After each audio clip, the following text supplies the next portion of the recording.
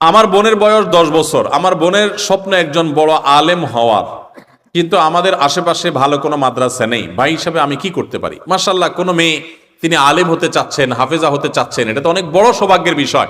আপনার আশেপাশে না থাকলে কোথায় ভালো নিরাপদ এবং ভালো মানের মাদ্রাসা আছে যেখানে কোনো ঝামেলা নেই, যেখানে তার নিরাপত্তা আছে, সেরকম কোনো জায়গা আপনি দূরে তাকে ভর্তি করাতে পারেন যদি সেরকম সুযোগ থাকে। যদি না থাকে তাহলে আপনি তাকে ইসলাম বাসায় বসে শেখার জন্য যে ব্যবস্থাগুলো আছে সেগুলো আপনি করে দেন।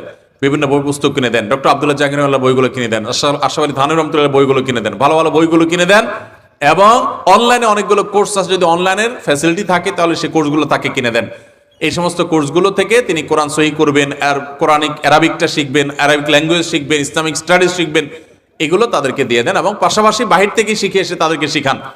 আমাদের পূর্বসূরীরা পুরুষরা বাহির থেকে কিছু শিখে আসলে মহিলাদেরকে শিখাইতো, এখন আমাদের সেগুলো নাই। আপনি যেটা শিখছেন আপনি বাসায় মহিলাদেরকে শিখাবেন।